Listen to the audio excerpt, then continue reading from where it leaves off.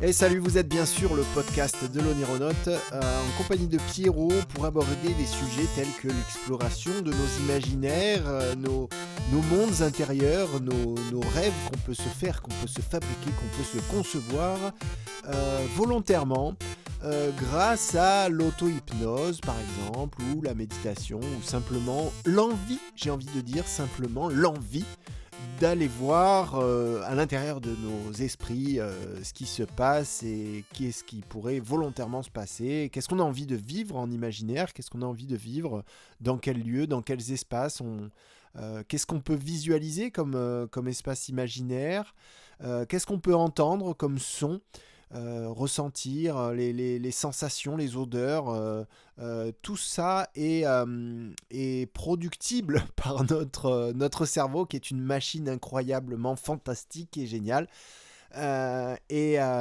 Aujourd'hui, on va parler du thème des jouets.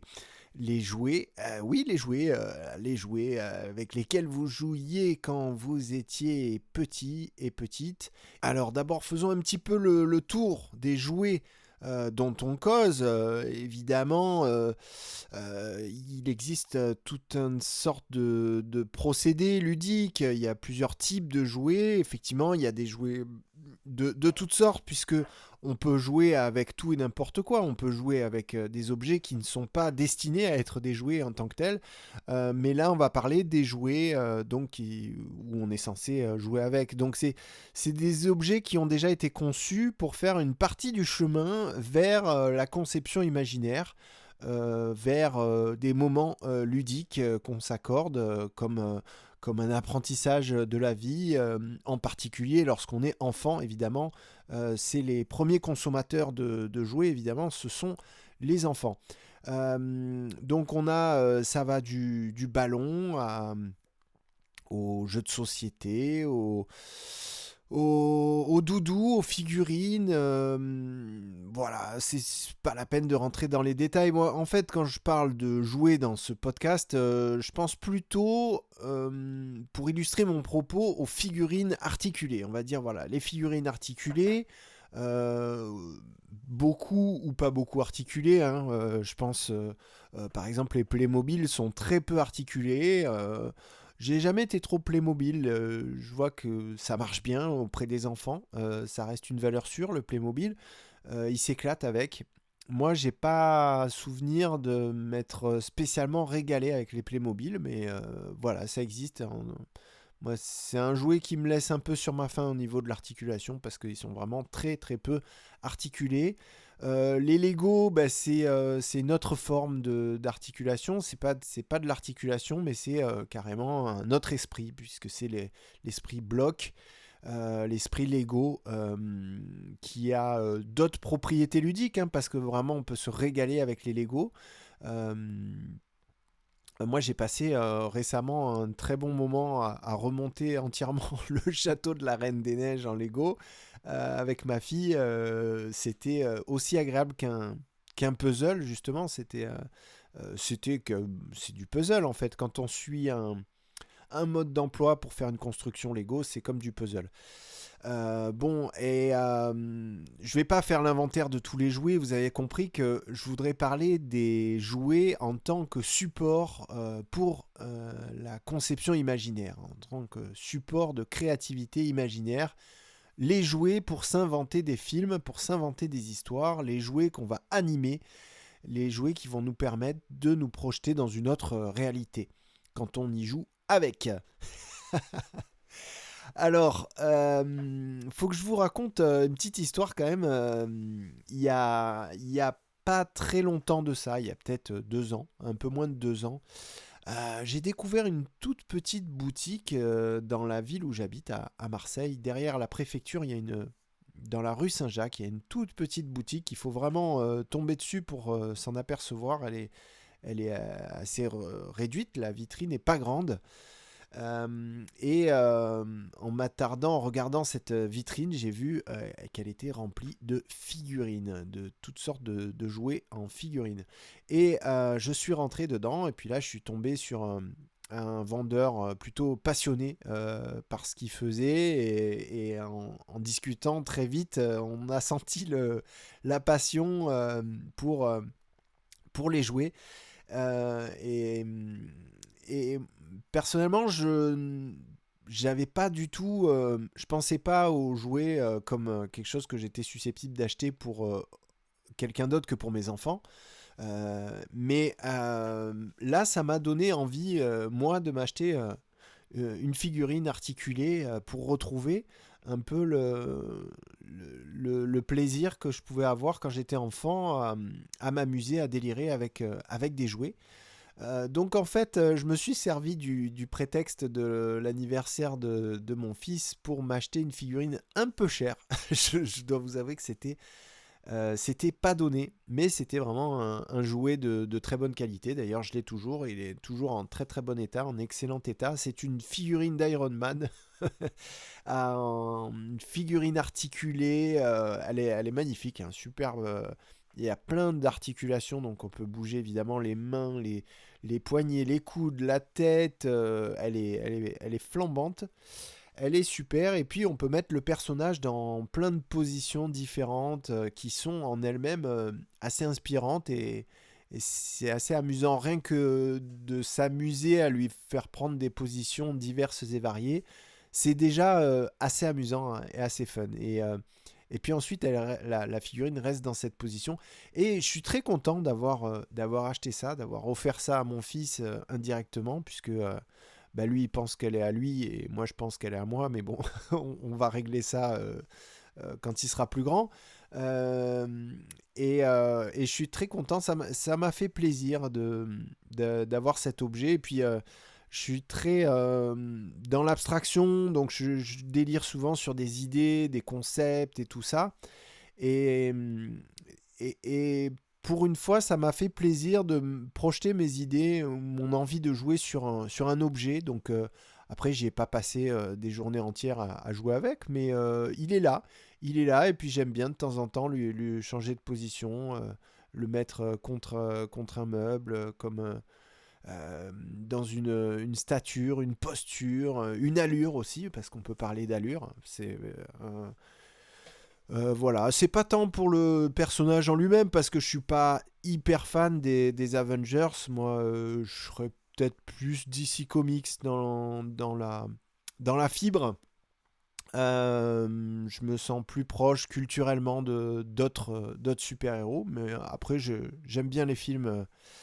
J'aime bien les films d'Iron Man et puis j'aime bien les films d'Avengers aussi. Pas tous, parce qu'il y en a qui sont franchement trop compliqués et pas très réussis au niveau narratif. Enfin bref, c'était la parenthèse Avengers. Toujours est-il que voilà. Après, je me suis acheté une autre figurine Avengers aussi, Black Widow.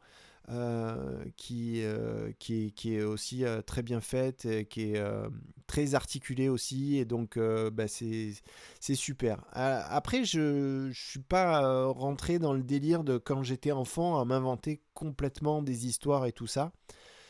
J'en suis plus resté sur la sensation visuelle et le plaisir de toucher avec ses mains, de voilà, d'agir sur une silhouette, sur un personnage comme ça pour jouer juste comme ça.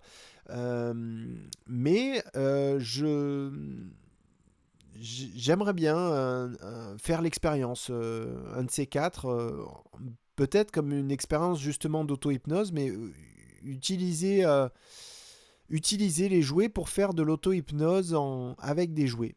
Pourquoi pas inventer une expérience onirique avec des jouets, s'en servir comme support. Je vous tiendrai au courant.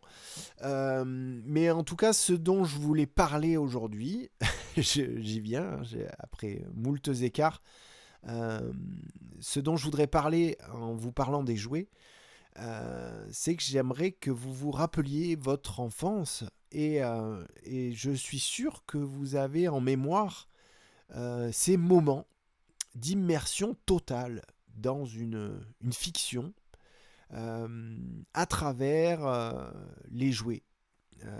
Donc des figurines ou autres. Mais je pense qu'on a tous connu ces moments un petit peu délicieux, ces moments un petit peu de rêverie plus, un état de flow aussi à la manière d'un enfant, mais je pense que on peut carrément parler d'état de flow, de quand on passe des heures et des heures à jouer, qu'on est complètement absorbé par l'histoire. Et c'est pas quelque chose qui va de soi. C'est-à-dire que, bon, moi je suis père de famille, j'ai eu plusieurs enfants, donc j'ai pu voir ça se faire aussi du point de vue parental, puisque je l'ai connu en étant le sujet de sable, j'ai beaucoup joué quand j'étais petit. Et du point de vue parental, c'est pas ça va pas de soi. C'est-à-dire que un enfant, il peut jouer et s'éclater quand il y a un certain contexte. Bien sûr, une sécurité affective, alimentaire, il faut que tout aille bien autour de lui quand même. Et puis, il faut qu'il ait le temps. Donc, c'est vrai que quand on enchaîne entre l'école, peut-être les activités extrascolaires, ou si on va tout de suite vers les jeux vidéo et tout ça, on n'a plus on n'a plus concrètement, des fois, il y a des enfants qui ont des agendas de ministres qui sont suroccupés et c'est dommage c'est dommage de passer à côté de ça. Parce que je pense que c'est constitutif de la personnalité, de l'identité, et surtout, c'est une manière de se muscler l'imaginaire et de travailler notre imaginaire, ce fameux imaginaire qui va nous être tant utile ensuite par la suite dans la vie, dans nos rapports aux autres, dans notre communication. Et donc, souvenons-nous de tous ces moments, d'autant plus que, comme la mémoire fonctionne, on a notre mémoire fonctionne très bien pour se souvenir des moments marquants. Et les moments où on a joué comme ça sont pas forcément choquants, marquants. Euh, donc, ils sont pas forcément directement accessibles à notre mémoire. Euh, mais amusez-vous à aller chercher dans votre mémoire des moments, des souvenirs de jeux quand vous jouiez avec des figurines, avec de la pâte à modeler, avec avec des Lego, mais surtout ces moments où vous jouiez en vous inventant des histoires. Parce que vous allez retrouver des choses en fait. Peut-être que là, en m'écoutant, vous n'avez pas forcément d'image très précise, ou alors peut-être c'est des souvenirs que vous avez déjà eus, qui sont un petit peu des souvenirs usuels, vite fait. Vous avez des images de quand vous jouiez dans tel endroit, dans telle maison, dans telle pièce. Mais il y a sûrement, à côté de ce souvenir-là, dans les jours qui précèdent ce moment-là du passé ou dans les jours suivants, d'autres souvenirs de sessions-jeux, de moments comme ça, un petit peu hors du temps, hors de l'espace, où vous avez vraiment décollé. Et ensuite,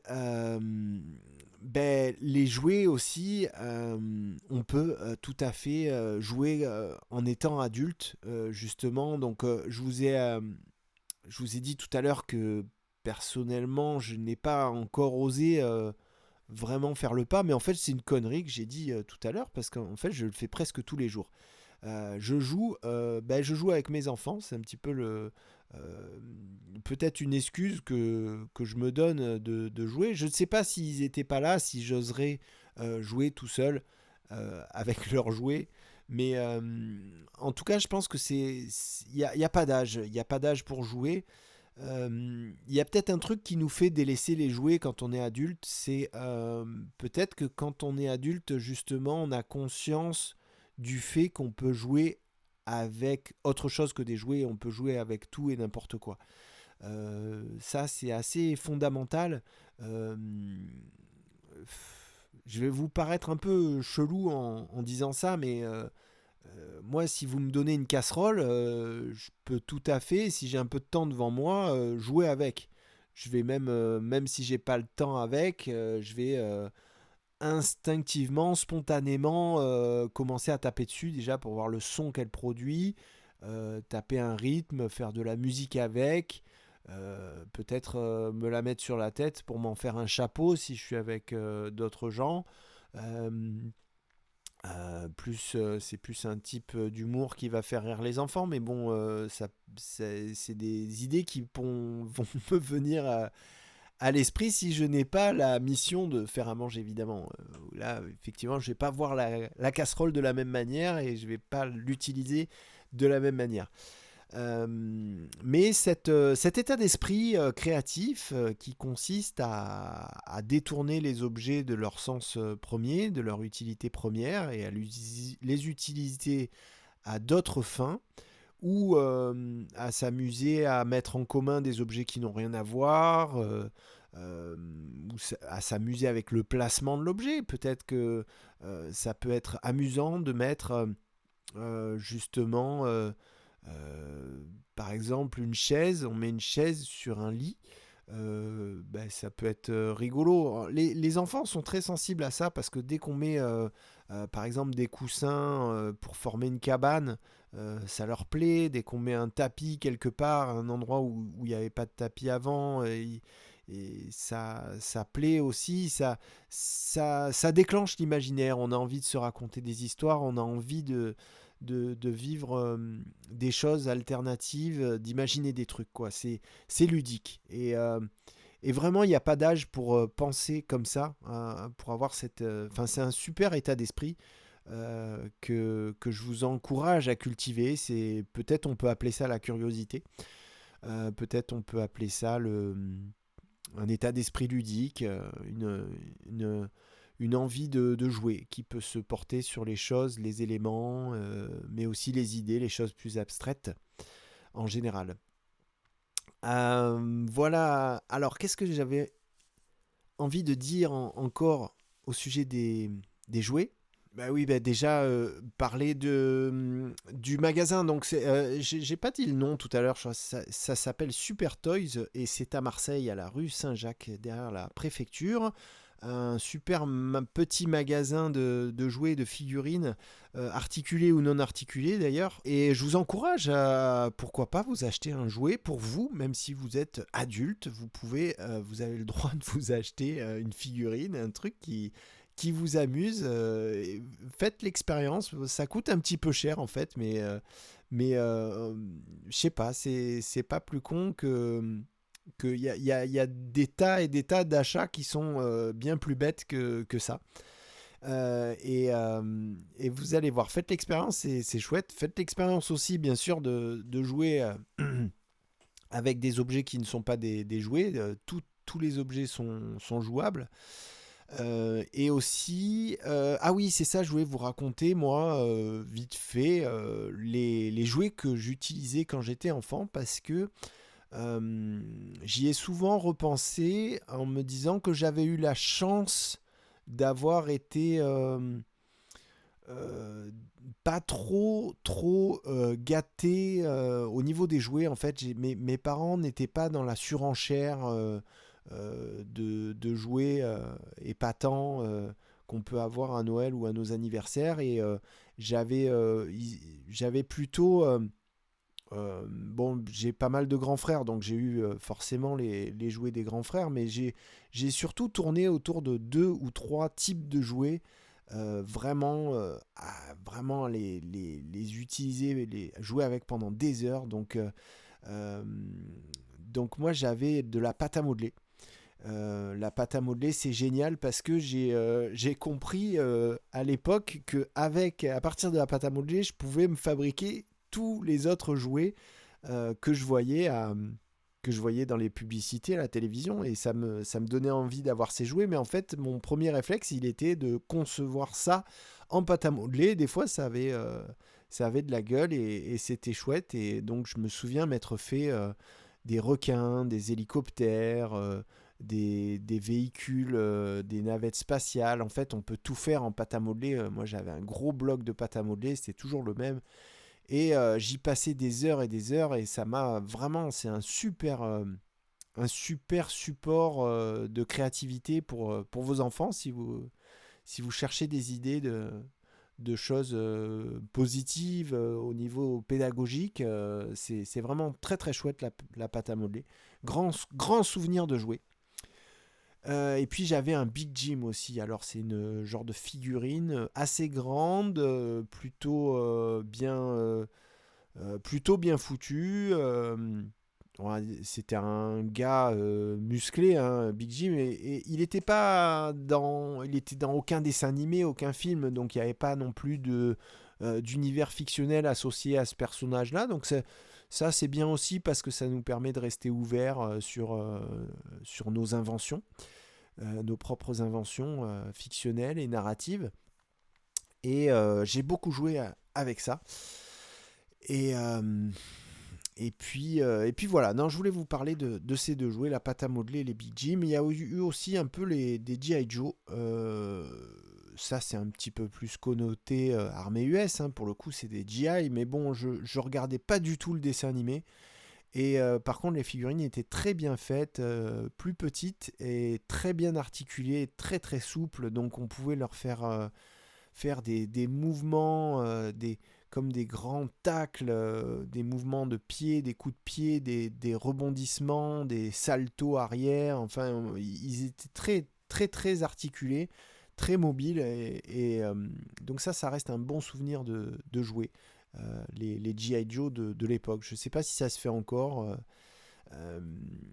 Mais voilà, ça c'était un chouette souvenir de jouet.